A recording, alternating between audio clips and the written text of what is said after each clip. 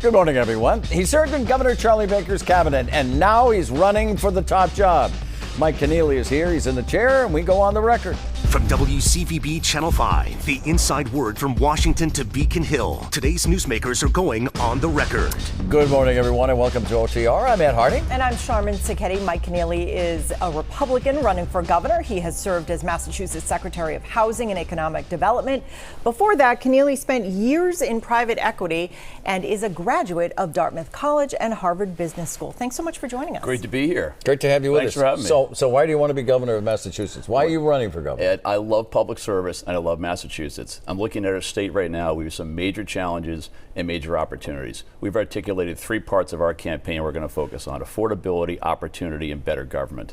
I think on all those dimensions, Governor Healey is failing us. And based on my track record in business, in local government, state government, education, the nonprofit space, I think I've got the skills and the background and the relationships to make a difference for Massachusetts. Well, and as we introduce you, you're Republican running for governor, Yes. and you say you didn't vote for President Trump, right? No. And so I want to make that clear. Last fall being the latest reason why. Why? Look, that was the right decision at the time, I thought.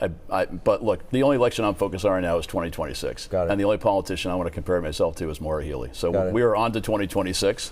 That's where our focus has to be right now. Democrats are focused on comparing you, however, to President Trump, giving you a nickname and trying to tie you closely to him. Do you support the president? For me, it's issue by issue, okay? People ask me, do you support a certain issue? I'll tell you up or down if I support it or not. But I said from day one of this campaign, Would you stand up to him? We're not about labels. We're not about associating me with any other politician. It's about my ideas and my vision, and ultimately about the people of Massachusetts and what they want. Would you stand up to the president? We've seen several politicians be put in that position and actually do stand up. What I would do is make the case for Massachusetts, okay? And so I'll give you an example, all right? So you would? I will always advocate for Massachusetts and look to work with anybody who can help us move our state forward. That's what I would do. Well, you mentioned, as we were just talking a few seconds ago, one of the things is housing. Sky-high housing prices Yeah. are keeping people right out of the market, and they're forcing families to leave the state. And the governor says that Massachusetts needs more supply. So what would you do to bring down the cost of housing? Look, it's ultimately supply and demand. We've had a 30-year shortfall in housing production here in Massachusetts, and we took some very important steps in the Baker administration, our Housing Choice Initiative. In our view, we had to produce a lot more housing, but it has to be in partnership with our cities and towns. And we had a very collaborative approach working with our cities and towns. So our major reform was making it easier at the local level to produce more housing. That's what has to happen. But it hasn't happened. And you were in charge of housing under Governor Baker. Did you do enough? We did. I always said this is a 30-year problem. It's going to require a multi-year solution. I think the steps we put in place and the ability to work with cities and towns, I think we've gotten away from that way of working, by the way. Maybe we'll get into that. But I think you have to have a very Are you talking about the MBTA Communities Act? I am. What do you mean? What I mean is, look, in the same bill that had housing choice, our key reform, which I think just is going to make it easier to get things done at the local level, came MBTA communities. It wasn't our idea. The legislature created it, passed it. We never advocated for it. Governor Baker signed it, and when it came, and had the opportunity to veto it. And when he signed it, it was incumbent on us to figure out how to make this as flexible as possible for our cities and towns. And we did that. We created a flexible tool in the toolbox for cities and towns, which I think has been weaponized by Governor Healey and by the Attorney General, and really created a very different dialogue with our cities and towns. Our view was relentlessly partner, not mandate, threaten, and sue. But here we are several years later, and not enough housing has been built. So Like how do you defend that? It is a multi-year solution to a multi-year problem. But you have to have this attitude of partnership. I love my job as secretary. Okay, I traveled the state for 4 years. We got things done. It was a roll up your sleeves, work with business, government, community leaders, get things done in their communities. And so part of it is the tone and the leadership style. We're a long way from that. That's what I want to get back to. So just to be clear on the Communities Act, is it right, wrong? Is it appropriate, inappropriate? What is it? It is the law. Right? It is the law, so we have but to focus on how to help our communities address it and deal with it. That's what has to happen. All right, you've criticized Governor Healey for her handling of the emergency shelter crisis. Yeah, now, that's right. between the surge of migrants and the high cost of housing, Yeah. the shelter crisis has run into the billions for the state of Massachusetts.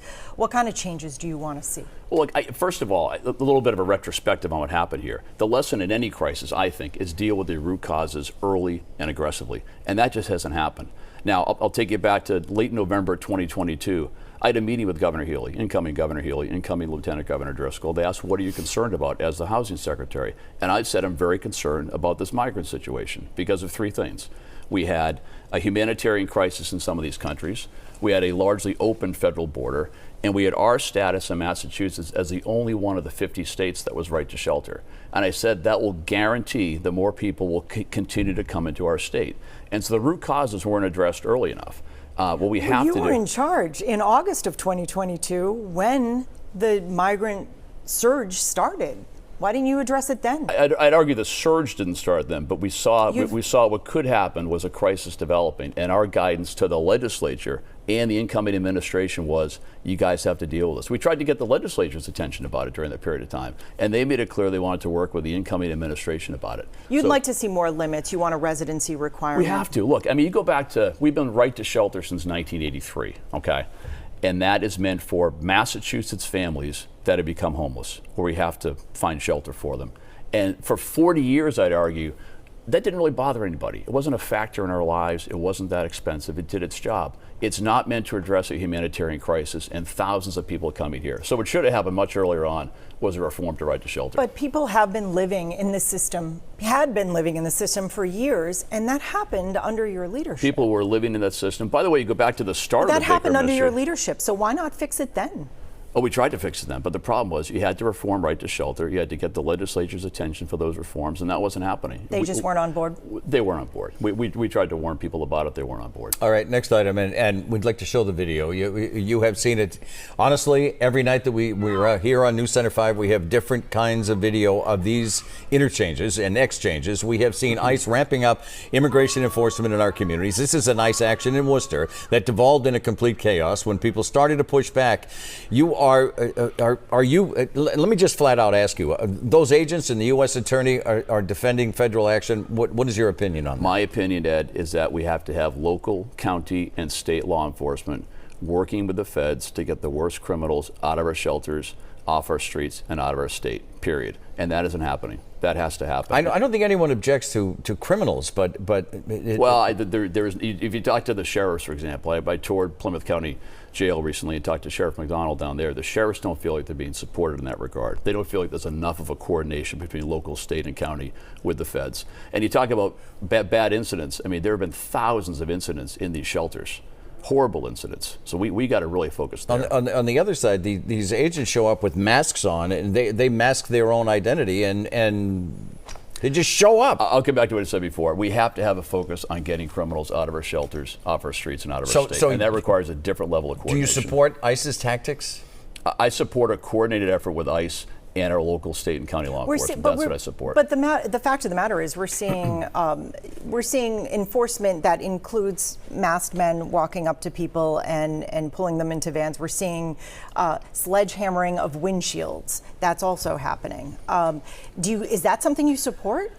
Listen, I'll stick to what I said, okay? What I support is much greater coordination. That has to happen, and it's not happening now. Well, let me ask you this. One state senator, Jamie Eldridge, has suggested the governor or someone from the administration sit down with ICE and try and coordinate things. Do you think that's a good idea? Listen, sure, absolutely. I think the governor should always be willing to work with our federal partners to move our state forward. She says she's reached out to Border Czar Tom Homan, and he's not getting back to her. So, I mean, there is some question about whether or not the other side is interested. I think I would guess right now we're not viewed as a reliable partner by the feds. That's what I would guess. Okay, so you have to be a reliable partner that wants to work with the federal government. I think in terms of leadership tone and things done and not done here, I think we're presenting ourselves as not a reliable partner for the federal government. Would you change that? Absolutely. I want to work with anybody that can help move the state forward. Okay, so for example, all right, if there's a need to go down and defend the interests of Massachusetts and make the case for Massachusetts, for example, around federal funding, I'd go down there and make that case. I think when things like that happen, I think Governor Healy tells her team, get me on TV. I would tell my team, get me on a plane. I want to go to Washington and sit down and make the case for Massachusetts. When someone like Ramisa Ozturk is taken off the streets of Somerville and then raced to the state of Louisiana, and it took her, 2 weeks, a month for her to receive due process, to get the proper privileges she's entitled to.